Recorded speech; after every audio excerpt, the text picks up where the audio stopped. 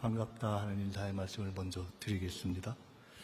제가 25분 정도 사실은 오래전에 준비를 하는 것은 아니고 어제 오늘 에이펙 점검차 왔다가 내일 새벽에 가게 되는데 오늘 귀한 자리가 있다고 해서 25분 정도 이런저런 말씀을 좀 나누면 어떻겠느냐 하는 말씀을 들었습니다. 그래서 제가 25분 정도 딱 이 제목과 관련된 말씀을 드리겠습니다. 사람은 다 꿈을 꿉니다. 대한민국 국민들이 다 꿈을 꿀 것입니다. 대통령도 꿈을 꿉니다. 총리도 꿈을 꿉니다. 우리 회장님도 꿈을 꿀 것입니다. 대한민국 국민이 대통령을 뽑았습니다. 그리고 대한민국의 대통령이 총리를 임명했습니다.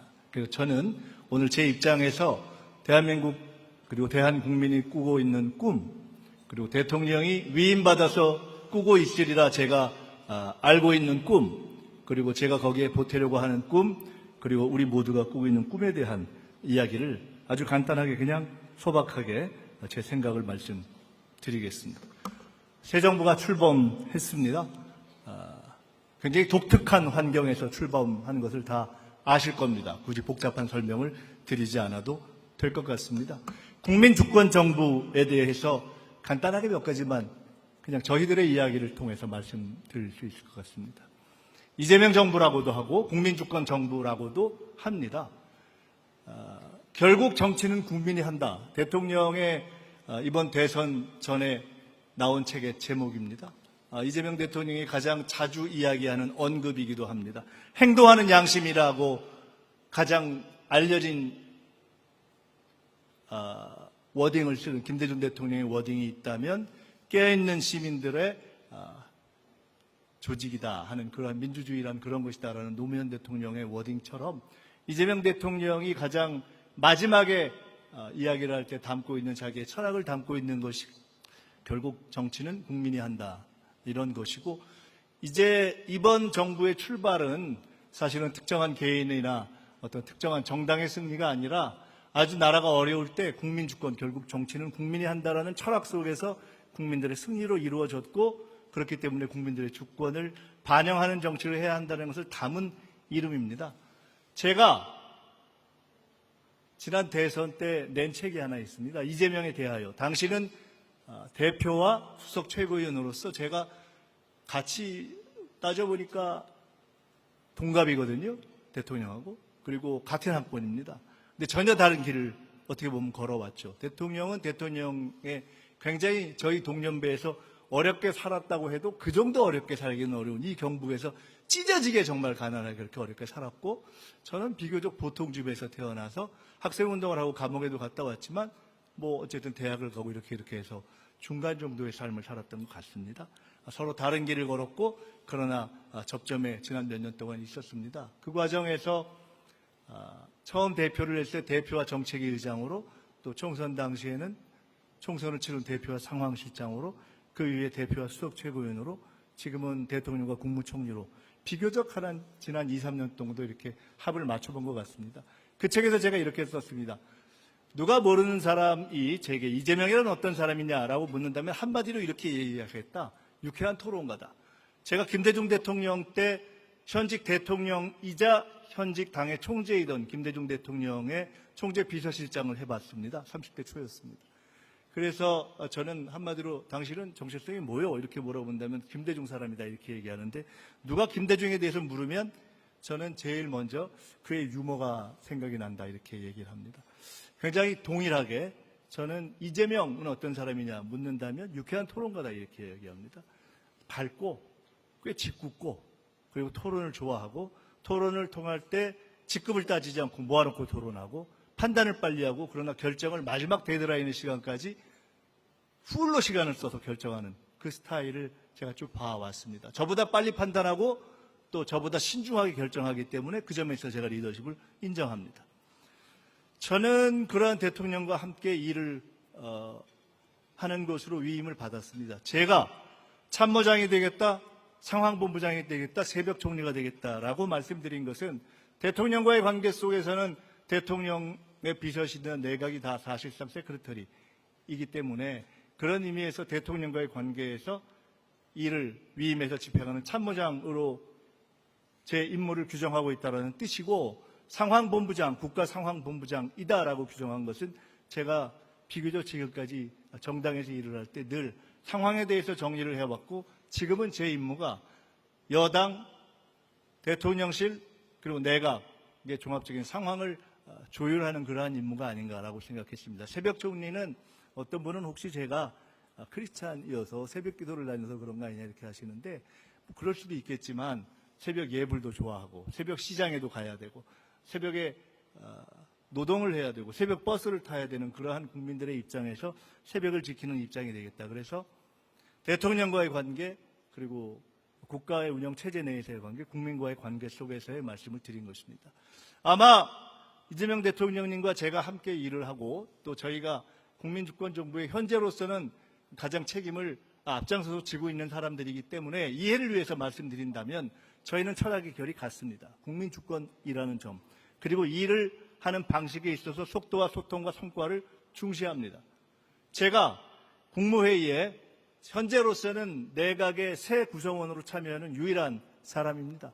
근데 그 전에 전 정부에서 구성됐던 분들이 계속 해오셨습니다. 제가 국무회의에 이제 새롭게 참여해서 몇 번을 보는데 비교적 얼굴들이 좀 부드러워졌다 하는 이야기를 듣습니다. 토론하고 소통하고 그리고 속도감 있게 일을 내는 것을 좋아하고 그렇게 해서 성과를 내려고 합니다. 제가 이런 얘기를 했습니다. 우리는 초고속, 초소통, 초성과를 내는 그러한 정부를 만들자. 지금 우리는 현재의 상황을 어떻게 보는가? 위기로 봅니다. 제가 대통령께 이런 말씀을 드렸던 적이 있습니다. 저는 97년 IMF 이후에 당선됐던 김대중 대통령의 취임사를 지금도 기억합니다. 위기를 이야기하고 그때 우리 국민이 너무나 어려운 상황을 맞이하고 있다는 이야기를 하면서 울컥하고 그 몇 초의 침묵을 국민들이 기억했습니다. 그리고 국민들이 함께 군복을 했고 그리고 IMF를 극복했습니다. 저는 대통령에게, 이재명 대통령께 이런 이야기를 한 적이 있습니다. 참으로 희한하게도 우리는 이 민주당을 했던 사람들은 이 나라가 어려울 때, 국가 위기일 때만 이렇게 국정의 책임을 맡게 되는 운명이 있는 것 같다. 그런데 김대중 대통령께서 평생 남북관계와 복지국가를 꿈꿔왔지만 실제로는 IMF가 생긴 상황에서 국정을 맡게 됐고 처음 2년을 가장 보수를 대표했던 김종필, 박태준 두 분과 함께 한편으로는 두 분의 손을 잡고 또 한편으로는 그 보수의 거두들이 김대중의 손을 잡으면서 국민통합을 통해서 IMF를 극복했다. 그 2년 동안 IMF를 극복하는 데 국민의 힘을 모았고 그 이후에 비로소 남북관계와 복지국가로 나아갈 수가 있었다. 어쩌면 우리가 내란의 위기에서 내란과 경제가 어려운 이 상황에서 국정의 책임을 맡게 되는 것은 보다 많은 진보적 어젠다를 고민해 왔지만 그러나 민주당도 이재명 후보도 대통령이 되기 전에 어쩌면 대통령이 되고 나면 나라가 너무 어려울 때 위기를 극복하는 데 모든 것에 집중해야 할 그러한 책임을 맡게 되는 것이 아니겠는가. 그것이 우리의 임무가 아니겠는가라는 말씀을 드려본 적이 있습니다. 우리는 현재의 상황을 국가의 위기로 봅니다. 어떤 위기인가? 제가 제2의 IMF 위기라고 말씀드렸는데 저는 실제로 제1, 첫 번째 IMF 때 제가 IMF 비대위 대변인을 했던 적이 있습니다. 그때 윤석열 정부에서 장관을 했던 이창양, 박문규 이런 산업부 장관 이런 분들을 같이 케네디 스쿨을 다녔다는 그런 연고로 해서 추천했던 적도 있습니다. 그분들이 그때 행정에 참여했고 교회 쭉 성장을 하셨습니다. 저는 IMF 위기보다 더한 위기로 봅니다. 실제로 보시면 우리 최 회장님을 포함해서 많은 분들이 실제로 느끼시겠지만 97년 IMF 때는 어려웠지만 일시적 착란이었고 한국 경제 전체는 상승하는 구조적인 상승기에 있었다고 저는 봅니다. 지금은 구조적으로도 그리고 사이클로도 쉽지 않은 하강기에 있다고 생각합니다. 게다가 우리는 정치적인 내란을 겪었습니다. 정치적인 내란을 제가 정치적인 그냥 함의를 갖고 말씀드리는 것이 아닙니다. 다음과 같은 고민이 있습니다. 정치적 내란을 벌인 사람들을 단죄하지 않으면 이 나라는 전 세계로부터 비난받고 우습게 생각될 것입니다. 단죄하지 않을 수가 없습니다. 그런데 동시에 이런 고민을 가지고 있습니다. 내란이 난 직후에 계엄을 해제한 직후에 이재명 대표께서 당시에 이렇게 말씀하셨습니다. 소극적으로 이 내란이 진행되는 것을 막기 위해서 소극적으로 행동했던 군 간부들을 어떻게 할 것인가? 그분들이 적극적으로 일할 수 있게 그분들에게 그러한 소극적 행위가 의미 있는 것으로 나라를 구했다고 칭찬하지 않으면 이 나라의 군이 어떻게 되겠는가? 라는 문제를 우리가 정리해야 한다라는 이야기를 했던 적이 있습니다. 제가 총리가 되고도 동일한 고민을 가집니다. 사실은 지난 내란의 시기에 관료로서 가장 책임을 가졌던 분들의 무책임 때문에 이 나라의 공무원들이 굉장히 난감스러운 상황에 빠졌습니다. 그러나 모두에게 책임을 물을 수는 없다고 생각합니다. 이것을 다시 고무하고 일할 수 있게 만드는 것이 우리의 과제입니다. 그다지 쉽지 않습니다. 슈퍼복합 넛크래커라는 것은 과거에 어떤 경제지에서 넛크래커라는 이야기를 한 적이 있음을 기억하실 겁니다. 미국이 있고 중국이 있고 가운데 껴서 빡빡하고, 지금은 저는 슈퍼복합 넛크래커라고 봅니다. 어떤 분들은 우리가 아직 중국보다 어느 정도 기간 앞서 있다 이렇게 이야기를 합니다. 그런 점이 있을 겁니다. 그러나 아마 현장에서 뛰는 분들은 전체 세계 질서의 변화 속에서 우리가 얼마나 빡빡한 상황에 처해 있는가 하는 것들을 훨씬 더 치열하고 첨예한 위기의식을 갖고 느끼실 겁니다. 국제 질서 또한 과거 같지 않습니다. 솔직히 김대중 대통령이 맞이했던 국제 질서보다 지금은 더 어렵습니다.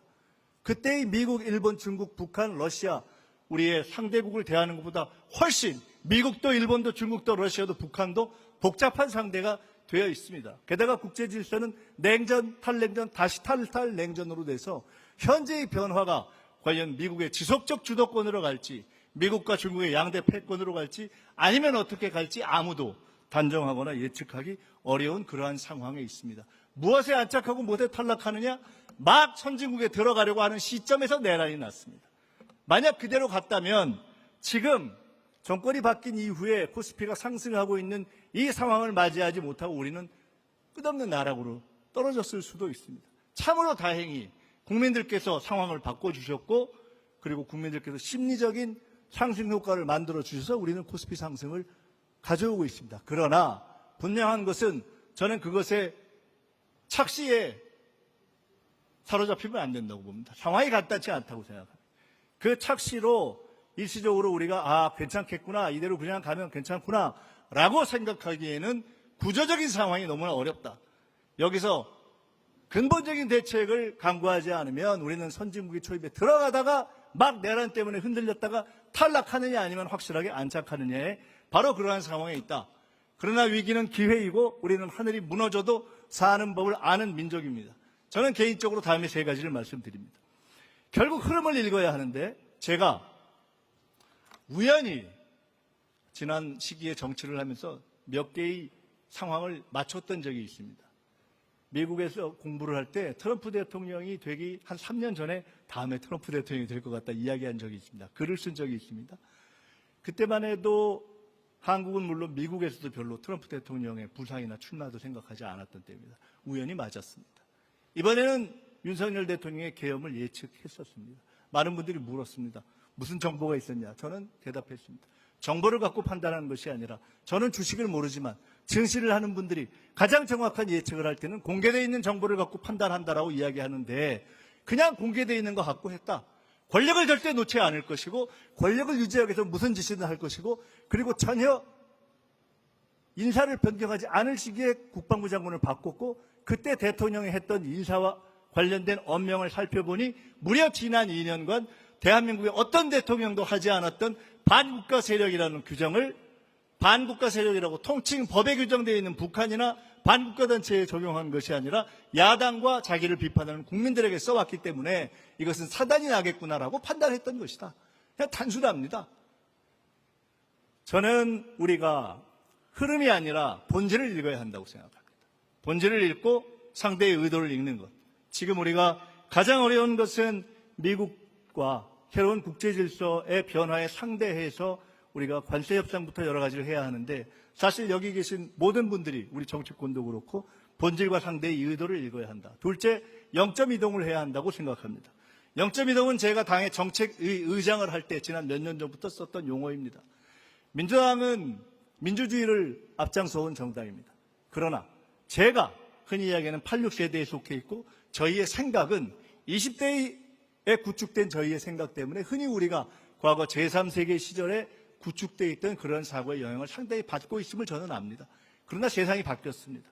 이제는 만불시대가 아니고, 그리고 남북관계를 생각할 때 핵이 없었던 때의 남북관계 및 햇볕정책과 핵이 있었던 때의 남북관계와 햇볕정책이 다르듯이 대한민국이 60년대, 70년대가 아닌 2020년대의 대한민국이 다른 강대국가 동맹들을 상대할 때, 접할 때, 대응할 때의 저희의 위상이 다르고, 그리고 우리가 여러 가지 정책을 펼 때 우리의 GDP에 또는 GRDP에 평균선이 올라가 있을 때에 취하는 정책이 다르기 때문에 같은 민주당인데, 같은 중산층과 서민의 정당을 주장하는 민주당인데 때로는 세제에 대한 생각이 달라지고 금투세에 대한 생각이 달라지고 금투세를 주장하다가 폐지하기도 하고 그러한 변화를 가져오는 것이다.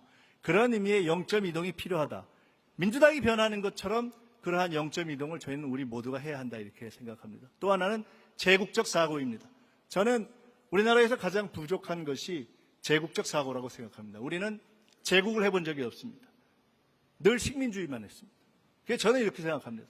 저도 과거 학생운동을 한 사람이고 그 다음에 제국적인 국제질서에서 비판을 했던 사람이지만 때로는 대한민국을 미국의 51번째 주다 이렇게 보는 비판이 아니라 미국이 한국의 14번째 자치단체다라고 보는 공격적인 관점을 가질 때가 되었다. 여기 있는 우리와 달리 현재의 20대는 본질적으로 쫄지 않는다. 본질적으로 쫄지 않는 생각을 가지고 있는 세상으로 변했기 때문에 저는 가끔 이런 생각을 해봅니다. 한류는 무엇인가? 한류가 처음에는 일본의 겨울연가를 통해서 가다가 중국의 대장금을 통해서 가다가 유럽을 통해서 가다가 미국의 할리우드를 통해서 갔는데 지금은 무엇이냐? 한국에서 터지면 한류가 되는 거 아닙니까? 그렇기 때문에 이제는 한국에서 터지면 그대로 터질 수 있고 통할 수 있다는 그러한 자신 있게 당당한 사고를 가지고 우리 모두의 변화를 가져가는 것이 좋다. 무엇부터 해야 하는가? 대통령님과 이런 말씀을 나눴던 적이 있습니다. 우리는 적어도 앞으로 6개월, 3개월에서 6개월 동안은 현재의 국제 질서를 규정하고 그리고 대한민국에 아시다시피 우리가 민생지원금을 또는 부채에 대한 대책을 냈지만 그것은 너무나 경제가 어렵기 때문에 내세우는 첫째의 응급 처방이고 장기적으로는 A, B, C, D, E 저희가 지난번에 말씀드렸습니다. 선거 때 AI, 바이오, 컨텐츠 앤 컬처, 디펜스, 에너지 그거를 제가 정책위 의장 등등을 하면서 우리가 A, B, C, D로 정리하면 어떠냐 이런 얘기를 해본 적도 있는데 그런 것과 관련된 집중적이고 혁신 투자를 해서 근본적인 잠재 성장률을 높이는 것도 해야 하고 그러나 그것이 1년, 2년 내에 바로 성과를 내기 어렵다는 것을 알고 있을 만큼 현실적이기 때문에 현실적으로 그러한 상황을 변화시킬 수 있는 적절한 단기적, 중기적 정책도 내야 한다 이렇게 생각합니다. 그러나 그 모든 것에 앞서서 향후 6개월 정도, 3개월, 6개월 정도는 지금 한국 경제의 근본 틀을 규정하는 트럼프 대통령이 제시한 전 세계를 향해서 내놓은 관세 협정에 대한 대응을 해야 한다. 그 점에서 저희들이 미국이 얼마나 중요하다는 것도 알고 있고 미국 문제를 푸는 데 있어서 일본과의 관계를 푸는 것이 얼마나 중요하다는 것도 알고 있습니다. 제가 총리로 임명된 날, 총리로 임명되자마자 대통령님하고 티타임을 하고 있을 때 전화를 한 통 받았습니다. 제 일본 친구였습니다. 첫 위안부를 잘못됐다고 인정했던 고노 요헤이 일본 외상의 아들로 부자가 외상을 했던 고노타로 제 30년 친구인데 저희가 딱 한 뒤에 전화가 왔더라고요. 축하한다고. 그러면서 그때 그 직전에 대통령께서 말씀하시기를 일본과의 외교에 대해서 묻는 어떤 일본 기자의 질문에 대해서 외교적 연속성을 중시한다라는 말씀에 대해서 이것이 어떤 의미냐라고 묻기에 우리는 저를 포함해서 우리가 헌법에 나와 있는 정신 그리고 우리가 지켜야 될 헌법적 가치와 역사적 정신의 원칙성을 지키지만 그러나 동시에 외교적 연속성을 이해하고 존중하는 정도의 현실적 감각을 가지고 있다라는 이야기이다라고 이야기했던 적이 있습니다. 저희는 새 정부는 그러한 원칙주의와 또 현실적인 판단을 결합하면서 나아갈 것이다. 국가에 대해서 어떻게 생각하는가? 저는 개인적으로 국가란 전략국가의 기능이 크다고 봅니다. 이승만 대통령이 여러 가지 공도 있고 과도 있다고 하지만 제가 개인적으로 대통령들의 경제에 대해서 관심이 좀 있는 사람이어서 관심을 갖고 보니 흔히 지적하는 이승만 대통령의 농지개혁 환율에 대한 이해, 제가 최근에 매우 흥미롭게 보는 이승만 대통령이 원래 국대안 본인이 사인할 안에 없었던 서울대 안에 조선과를 만들라고 지시해서 그것이 오늘의 조선의 기초를 만들었다는 매우 흥미로운 것을 보고, 사실 그런 것들이 역할이 아니겠습니까? 제가 가끔 박정희 대통령이 한 가장 중요한 일이 KDI 카이스트를 만든 것이다. 과거에 영정조가 규장각을 만들고 세종이 집현전을 만드는 것처럼 잘한 것이라고 생각합니다. 국가는 기본적으로 큰 나라건 작은 나라건 전략국가적 기능을 하는 것입니다. 미국 같은 나라가 말로는 자유방임을 한다고 했다가 지금은 산업정책을 하는 것처럼, 그리고 우리 같은 규모의 나라는 일관되게 옳은 전략을 가지고 적절한 정책을 해야 한다. 가장 아쉽게 생각하는 윤석열 정부의 잘못이 저는 개인적으로 늘 제대로 된 산업정책이 없었다라고 생각해 왔습니다. 올바른 전략을 세우기 위해서 노력하겠습니다. 그리고 그것이 시장에 대한 신호가 되도록 하겠습니다. 그 신호의 기본은 트러스트, 후쿠야마가 얘기했던 트러스트, 사회적 자본, 신뢰 자본의 구축으로 되도록 하겠습니다. 그 과정에는 정치권뿐만 아니라 현재까지 대중들의 눈에서 볼 때 또는 개미들의 눈에서 볼 때 충분하게 신뢰 자본을 구축하지 못했다고 평가되고 있는 우리 기업 전체에 대한 변화도 함께 수반될 것이다, 이렇게 생각됩니다. 기업이란 무엇인가? 저는 사실 돈을 버는 일에 대해서 잘 모르는 사람입니다. 근데 그냥 관찰해 보았습니다. 제가 개인적으로 농반 진반 이런 얘기를 합니다. 제가 잘은 모르지만 돈을 버는 것이 첫째는 1단계가 열심히 버는 것이고, 두 번째는 열심히 해서 잘 번 사람하고 합쳐서 버는 M&A가 있는 것 같고, 세 번째는 좋은 일을 하면서 번다고 하는 ESG가 있는 것 같고, 네 번째는 안 번다고 해서 버는, 다 포기하고서 좋은 재단을 하면서 버는 게 있는 것 같고, 다섯 번째는 돈을 찍어내는 방법이 있는 것 같다. 그런데 그 위에 한 수 더 높은 것이 그 모든 부를 창출하는 신이 있는 것 같다, 이런 이야기를 합니다. 그 모든 것을 관통하는 것은 무엇인가? 저는 결국 어느 정도 규모 이상이 되면 기업이란 국가라고 생각합니다. 국가에 대한 애정, 국가에 대한 애국심, 국가의 전력과의 연동성, 이것이 중요하기 때문에 그것이 한국 경제의 성장을 지금까지 이끌어왔고, 이제 선대 회장들의 시대를 넘어서 새로운 도약의 시대를 맞이해야 되는 지금, 저는 한국의 대기업들부터 포함해서 모두가 다시 국가의 역할에 대해서 생각하고 함께 뛰어야 한다, 이렇게 생각합니다. 제가 미국에 있을 때 국가와 기업의 관계, 비즈니스 앤 가버먼트 릴레이션십이라는 수업을 들었던 적이 있습니다. 흥미롭게도 제가 저를 가르쳤던 케네디 스쿨의 로저 포터라는 교수님이었는데, 그 교수님한테 인사하려고 전화를 했더니 자기 아들을 꼭 만나보라고. 그 아드님이 지금 한국의 쿠팡의 고문으로 가 계시더라고요. 트럼프 대통령이 스텝을 지냈고. 그때 제가 이해를 못했습니다. 왜 이런 과목을 가르치지? 미국은? 국가와 기업의 관계가 왜 중요하지? 요새 이해합니다. 추정합니다. 아마 이것이었을 것이다. 과거에는 내려먹이고 돈을 갖다 주고 뇌물로 얽혀있는 그러한 관계였다면 국가가 선진화된다라는 것은 결국 국가와 기업이 윈윈 솔루션을 가지고 서로가 당당하게 앞으로 갈 일을 만들어가는 것이 아니냐. 그것이 투명한 건 아니냐. 이제 우리도 그런 관계로 가고 있는 것 아니냐. 솔직히 얘기해서 현재 이재명 대통령이 한국의 정치가 여러 가지 변화를 가져왔지만, 과거에는 대선을 할 때 정치자금이 왔다고 하기도 했지만 그런 것이 없지 않습니까? 개인은 아니어도 구조적으로 그런 것이 가능한 제도가 있었던 시기도 있지만 그런 것이 없지 않습니까? 이제는 그냥 정당이든 개인이든 지지하면 정치자금을 받고 투명하게 관계가 되는 그런 세상이 됐기 때문에 저는 이제야말로 대한민국의 기업과 국가가 투명하게 미래를 향해서 토론할 때가 됐다, 이렇게 생각합니다. 이제 끝낼 때가 되었습니다. 이 말씀을 드리고 싶습니다. 제가 지난주에 왔고 이번 주에 다시 이틀을 왔습니다. 경주 에이펙 중요합니다. 그런데 제가 고민해 보았습니다. 처음엔 와서 대략의 얼개를 들었고, 어제 와서는 모든 정상들이 묵을 숙소와 그리고 비교적 그중에 조금 더 염가로 갈 수 있는, 기자들이 갈 수 있는 숙소까지 다 봤습니다. 숙소, 대한민국의 역량이 있기 때문에 대충 다 성공적으로 저는 이뤄낼 것이다, 이렇게 봅니다. 교통 이뤄낼 것입니다. 보안 감당해낼 것입니다. 문화행사 한국의 수준이 있기 때문에 될 것입니다. 그럼 뭐지? 우리는 무엇을 고민해야 하는가? 우리의 목표는 무엇인가?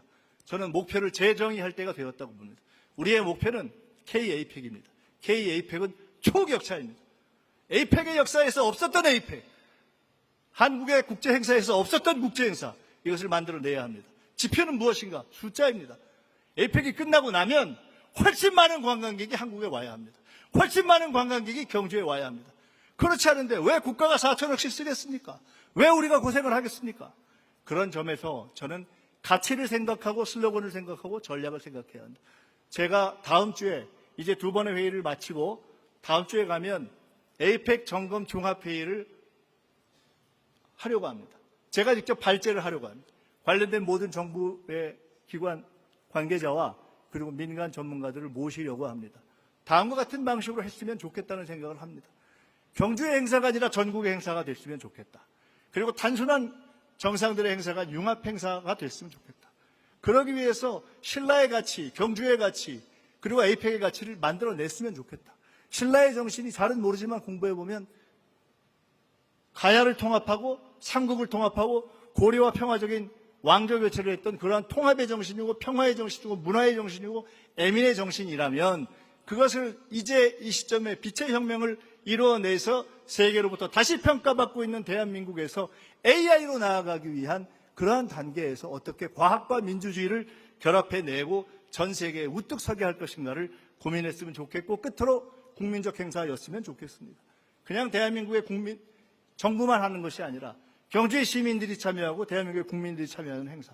그래서 마치 위기 이후에 금모으기 운동을 했던 것처럼 이번에 있는 K-에이펙이 저는 모든 국민들이 조금씩은 자기 할 일이 있는 행사를 만들었으면 좋겠고 바로 그런 점에서 대한상의 역할이 있었으면 좋겠다.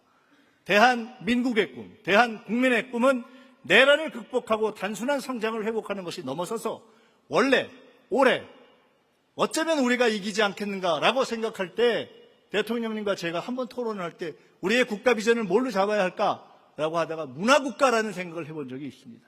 저는 대단히 놀랍게 생각합니다. 36년간 식민지였던 나라에서 일제에서는 테러리스트로 규정하는 그러한 사람이 막상 해방된 이후에 그의 자서전에서 꾸었던 꿈이 강성대국도 아니고 군사강국도 아니고 경제강국도 아닌 문화가 가장 아름다운 나라라는 것을 꿈꿨다는 위대한 지도력이 있는 나라, 그러한 전통이 있는 나라, 그러한 DNA가 있는 나라. 그래서 우리는 문화국가를 꿈꾸자라고 했는데 그러나 지금이 너무 어렵기 때문에 지금은 이 시기에는 성장의 회복으로 가자라는 이야기를 했던 적이 있습니다. 우리는 이번 대선에서 이재명 대통령 후보가 이야기했던 K-이니셔티브, 한국이 한류부터 시작해서 선도적으로 이니셔티브를 행사할 수 있고 결국은 그것이 세계의 새로운 제국적 질서를 넘어서 평화와 지식과 문화와 공존의 그러한 질서를 제시하는 그러한 주도국가로 갈 수 있다. 대한민국이 세계의 주도국가로 갈 수 있고 그것은 문화 선도국가의 꿈을 꾸는 것이고 바로 그 새로운 출발이 내란을 극복하고 우리가 나아가는 K-에이펙이 됐으면 좋겠다는 그런 생각을 합니다. 제가 아까 말씀드렸는데 다음 주에 서울에 가서 온 국민이 함께 할 수 있는 방법을 고민해서 말씀드리겠습니다.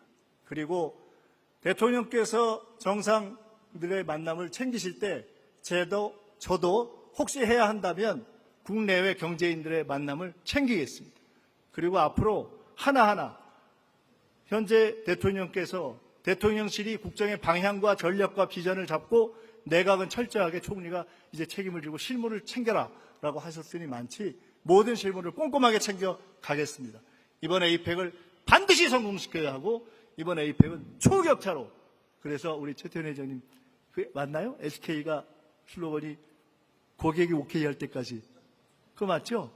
제가 뭐 특정 회사를 얘기하는 것이 아니라 결국 그런 거 아니겠습니까? 여기 계신 모든 분들이 역지사지의 정신, 고객의 서비스를 감동시키는 그러한 정신으로 지금까지 평생을 살아오셨기 때문에 저는 저희가 할 수 있다면 한국을 찾고 경주를 찾는 모든 사람들이 기대했던 것을 10배 뛰어넘는 악소리나는 서비스, 악소리나는 프로그램, 악소리나는 전략과 준비로 우리가 이번에 우리 스스로를 놀라게 하고 세계를 놀라게 하고 함께 승리하자.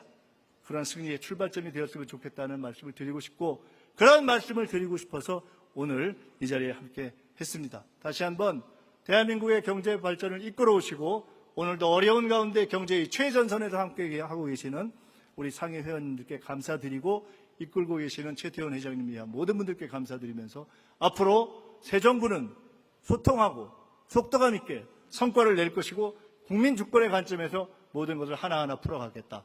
저에게 어떤 말씀이신지 주시고 함께 새로운 기업과 국가의 선진적 관계를 만들어 나가자 하는 말씀으로 인사 말씀과 오늘 특강에 가름하겠습니다. 감사합니다.